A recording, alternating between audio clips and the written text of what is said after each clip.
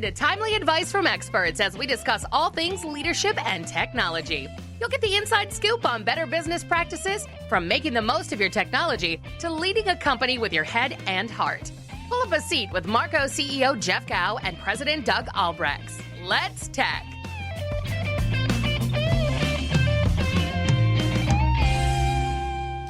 All right, welcome back to Let's Tech, where we talk all things technology and leadership, and I've got a very special guest today. Well, hey, Doug, great being with you again. Good to see you here in the midst of kind of, I guess you'd call it a cold snap here in the Midwest. Yeah, this would be a little bit more than a cold snap, but yeah, this has been crazy, and this is an interesting podcast because normally we have a very defined topic and we explore things around very specifically leadership or technology, but we want to we're going to still do all that, but it's going to be in Jeff Gau's world today because we're going to talk a little bit about transition and some of your thoughts on, you've had a hell of a successful run at Marco, a long career here. You're not leaving us because you're going to be the chairman of the board. But we want to talk about things you've seen in your career, from technology to leadership, things that have maybe disappointed you, excited you about it. And then I just want to get your thoughts on Jeff Gau. It should be a lot of fun. And I know it's extemporaneous because when I was prepping for the meeting today, there was nothing to prep for. So the other thing is, you have a lot of firsts. We had our first podcast not all that long ago, right? Yeah. So this is a last, and so as I'm going through this process that we'll talk about, you think back to some of the firsts and some of those in between, and certainly as you address some of those last go rounds and so many things that you got accustomed to doing. Yeah. So Marco started in 1973 and you had Gary on. That was a great podcast. And then you started at what year? I started in 1984, Doug. So 1984. And what role did you have?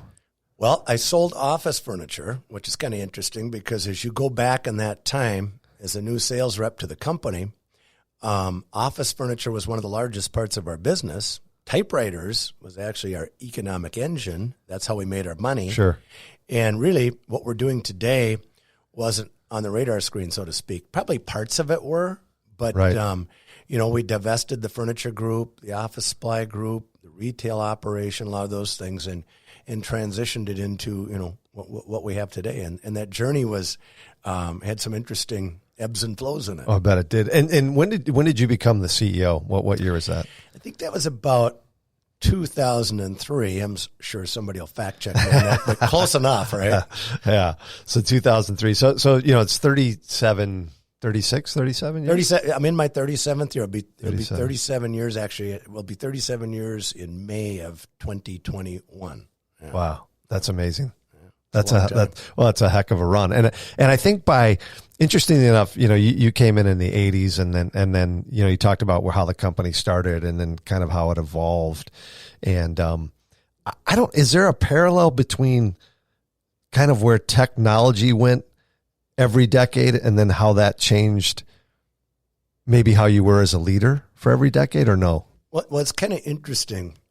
I learned, fortunately, fairly early on, that even though I wasn't technical per se, remember I was an office furniture salesperson, and yet here I am leading a technology company. Right. And they're hardly, really in the same planet, furniture and IT services.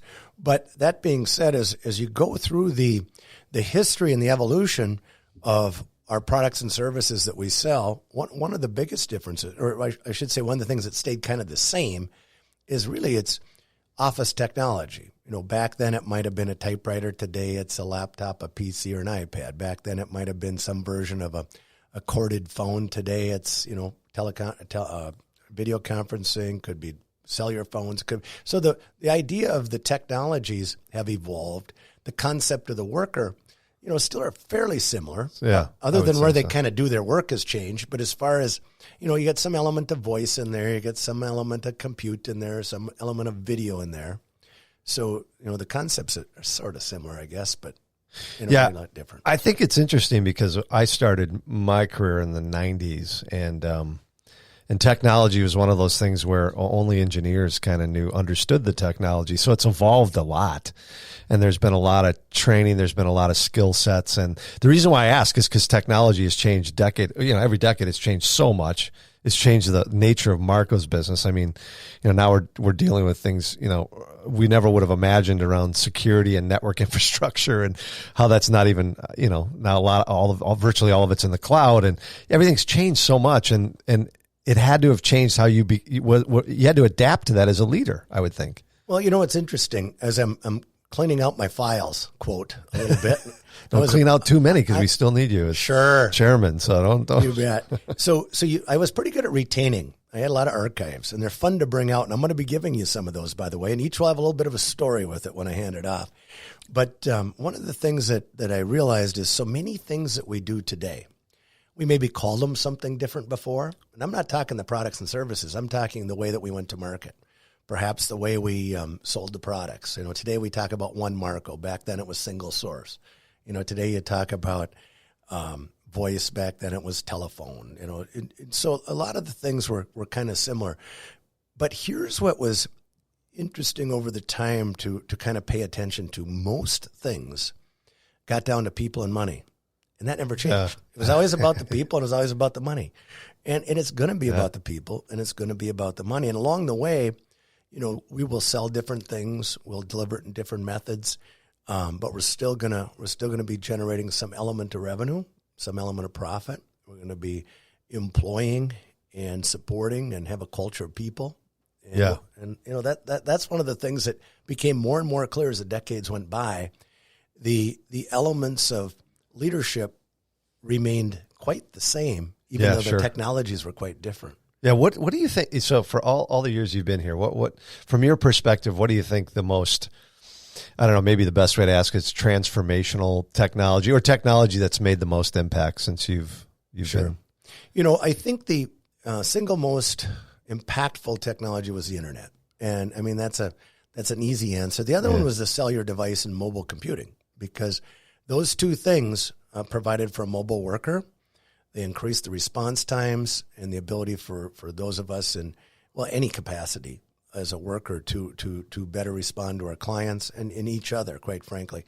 The internet, of course, what that did in so many ways is it leveled the playing field and it gave you the ability to, if you were just in the product side of the business, you can sell your products and services anywhere. And frankly, the information exchange became, so broad. And it used to be, our territory at one time was you had to, take north, south, east, and west. Well, that would have been Brainerd and Twin Cities and Wilmer and Malacca or whatever.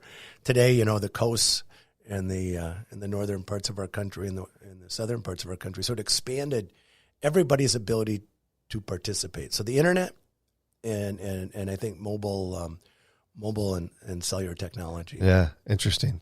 Yeah, I guess internet would be the obvious question that has led to a lot of things. I just find it fascinating. I remember my first job out of college. That's going to sound really bad, but I remember email had just come out and people weren't using it. They were still writing memos on down like this, and someone would put them in a word processor and then copy and send them around the whole office. And I tell my kids that, and they're like, who in God's name would ever do that?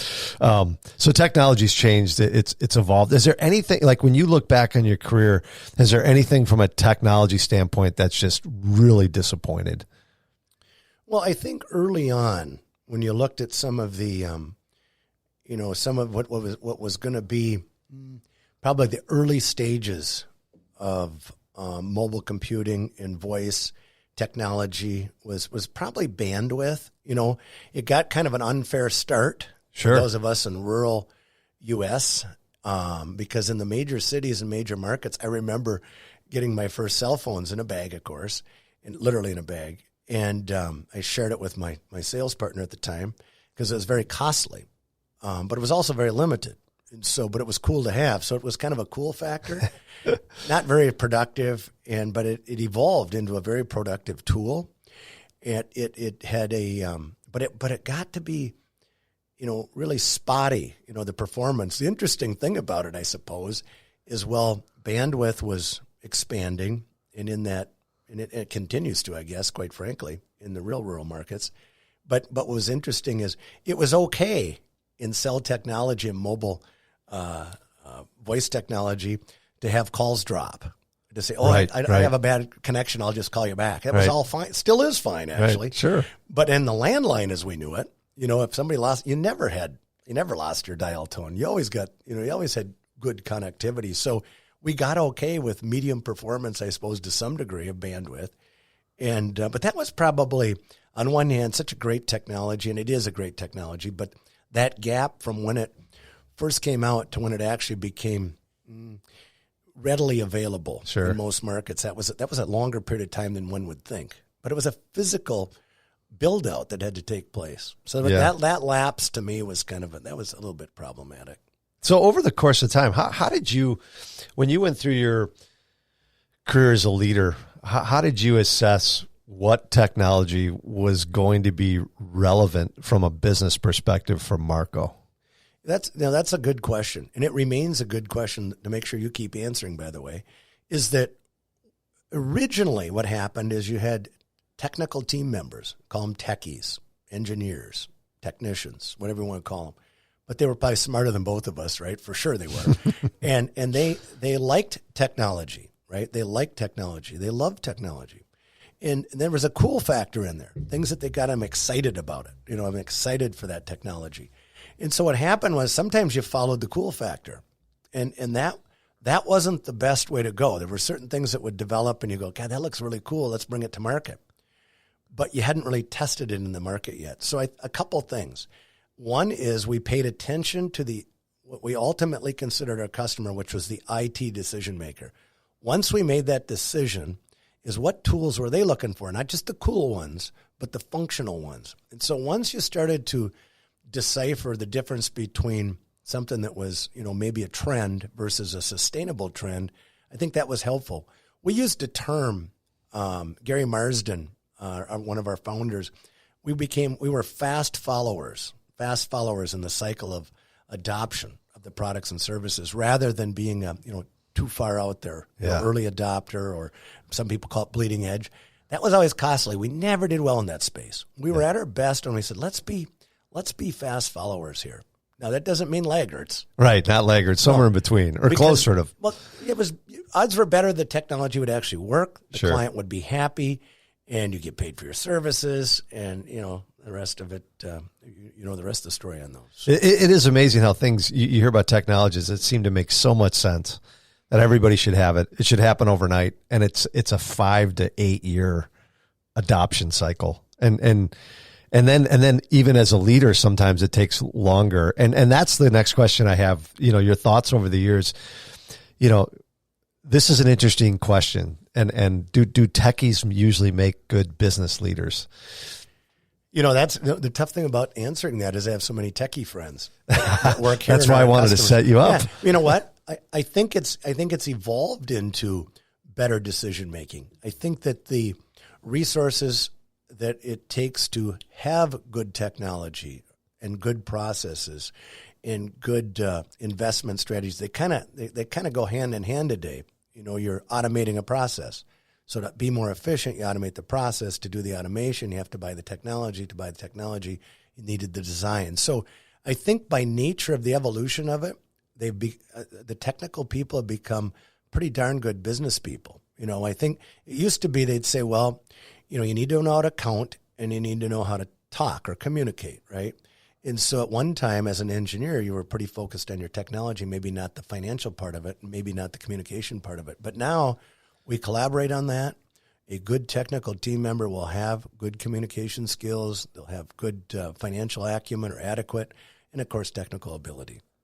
So if you look over the last 37 years, what would you say? What are you most proud of, and then what maybe are there any regrets that you can think about from a leadership standpoint? Well, it's always interesting looking back in time because you remember the things that were impactful, mostly in not a good way, right? As a pro athlete, they probably remember the Super Bowl they lost or the kick they missed or the pass they dropped. In business, you think the same way. And I think back to times when we were probably had to be at our absolute best, even though things were probably at their worst. And I'll give you a couple examples. One of them is I go back to 2008, 2009 during the recession, and that one was quite different than what we're dealing with today with the pandemic, because it was in our financial sectors and financial markets, and that was pretty spooky. And so we hadn't really seen a recession like that before that impacted so many businesses and so many industries and quite frankly, so many countries. And so in doing that, we kind of had to hunker down for the long haul a little bit. So I looked at that and said that was not a very good time, but I think it was when we were absolutely at our best as leadership. We did a good job of preserving our cash and creating cash. We did a good job of executing on our acquisition and growth strategy during that time. So on one hand, we were kind of at our best when things were at their worst. The second time, and boy, we're still in the middle of it. I mean, I hope we're at the end of it, but it's coming up on a year of the pandemic that impacted so many, and that was really, really uncertain. You look back a year ago, and in April, I suppose, or May of 2020, and you just didn't have a plan for any of them. I mean, you just didn't have a plan. I mean, you didn't know how to plan. I mean, you came up with one, you reacted, but that was I was pretty proud how we navigated through that. And you were on the team then, Doug, so you got to see it firsthand too. Now, who would have thought, as we're talking about 37 years of a career, that the last year would have been one of the most impactful for our world and our communities and certainly for our business. But we navigated that, I think, really quite well. And so I look at that and go, that's when team workers, that's when employees, that's when your team counts on you to do your best work. Because anybody can run a really highly talented team, and when everything's going well and it's easy. When you get tested is when things don't go so well. And I think that ends up being when you should be at your best, because people expect you to be at your best. Yeah. So, I think about, as you're talking, and you're talking about the last year, I think about the transition, and I just talked about this in the Moore meeting, the first one that we didn't have you at. We were talking about this before we came onto the podcast. Monthly operating results. Yeah, we did that every once a month for probably the last 25 years. Yeah, it doesn't mean I want more of Jeff or Doug. It means monthly operating results. Right. So we always have to remember that in the meeting. But you weren't at that meeting, and I had the opportunity to just say, hey, Jeff and I are different people, and we both have different strengths. We have different weaknesses. We have different styles. But I think the uniqueness that I said to them was that we were always on the same page. We were always respectful of one another, and and we've talked about this, I think, on podcasts. But it was a great year and a half run, and it'll continue to be that way because you're going to continue to serve the company in a chairman's role. But as I was telling them that, I was very fond of how that all worked for both of us, and I was kind of using that as an example of how I want our new executive management team to work together. And you played a big role in that. I mean, you were, and that's a difficult thing to do. I brought a different aspect. You brought a different aspect, but we managed that, I think, seemingly well. I think it gave the appearance of that, but that was something that I learned, just from you, is from a succession standpoint, thinking through these things and how to do them the right way. And so I guess it's not even really a question. It's more of kudos to you on that. And I'll always be thankful for that. I think that's something that was very well done and very well thought out. Well, we talked earlier, I mentioned the term people and money, and that so often that's what leadership is all about. And, of course, depending on what role you play in the relationship to the company. In this case, you and I were talking about the people parts. Right. Meaning, yes, we're accountable for the income and the revenue that we generate, but being sustainable, being resilient, takes leadership to be that way as well. So when you and I embarked on this, I go back, I saw a picture not too long ago. I was looking back in some archives, and it was you and I and Tim DeVries, who is our boss, and we were at your house back in September of 2017. You got a good memory. And I just looked at it, and I said, "How long have we been working on this?" But that was planning. Yeah. I always like a plan. I don't know if I'm the best planner, but I like to have a plan. And we had a plan, and we had the right combination of skills at the right time. And I think that the fact that you and I did know each other for a long time, like 10 years, is a long time to work together, not in the same company other than the last, 15, 16 months. But prior to that, we got to know each other, and we recognized we had style differences. We recognized that we maybe had different strengths, and of course, we both had plenty of weaknesses. But one of the things we both were on the same page, as you said, with is that we recognized that we had to, as a high-performing organization, you had to get the right people, you had to treat them right, you had to have a culture, all those things that are, table stakes, as they say. But they're easy to talk about, but they're hard to do.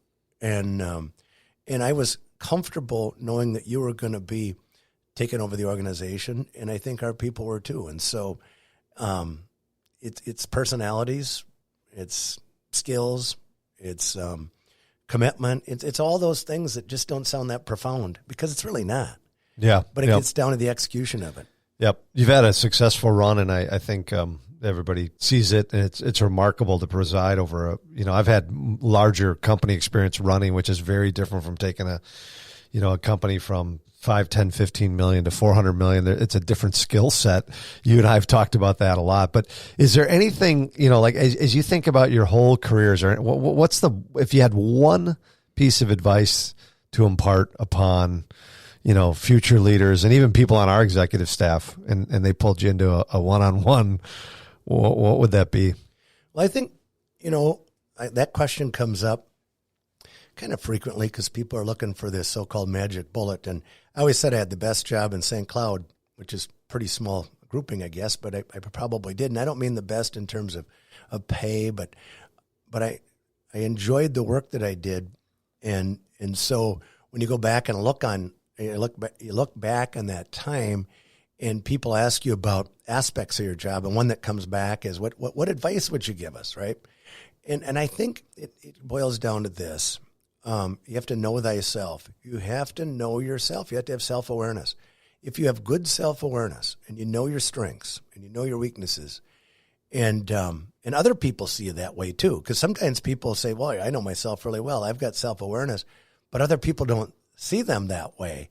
I think it's important that you have good self-awareness, and you recognize what you're good at and play to those strengths, and what you're not so good at, and augment those weaknesses. And I think it's probably that simple. But the hard part is knowing thyself, is self-awareness. That is the demise of most leaders. They just don't have a good idea of who they really are. They think of themselves or how they want to see themselves, but the other people see you that way. And if they do, you're probably a happier person. You're probably a better leader because you know yourself. You know your strengths. You know your weaknesses. Yeah, I would say the same thing. I think people that I've worked for some really, really poor bosses out there, and hopefully none of them are listening. So, was it me, or I thought we had a great relationship? But that was at the core of what they did horribly, was just the lack of self-awareness and not understanding how their actions impacted other people. And I like people that are self-aware. They obsess about it. I obsess about it. I want to make sure that that I'm putting people in a position to succeed. I'm not in the way. I don't have an ego, all those things that you need to kind of understand to be successful. And I think a lot of people struggle with it. I think that, that same advice would carry over into your personal life. Sure. If you look at friends and you look at family members, and the gap or the disconnect usually comes where a person sees themselves as not the way that the rest of the world maybe sees them. And that creates gaps in understanding and in relationships. And by the way, you do have an ego, and you want to have sure, one. That's an okay thing to have. Yeah, no, I'm the best at everything. Trust me. I get it. You are. You totally rock it, man. Well, there's a difference between ego and confidence, but I hear you. It's true, but I am the best at everything. No, but it's a fascinating thing. So when you look at I guess I'd ask you this. You've been doing this a long time. If you think about the day-to-day, what are you going to miss the most of the day-to-day? Because you're still going to be involved in our business. We still got you working on some things, even though it won't be full-time. But what are the day-to-day things you're going to miss the most? And then what are you going to miss the least of the day-to-day? And you do reflect on that as you're kind of cleaning out your office and going through your archives and things like that. But I think that I've gotten some good practice on the day-to-day part I'm going to miss because of this whole COVID situation.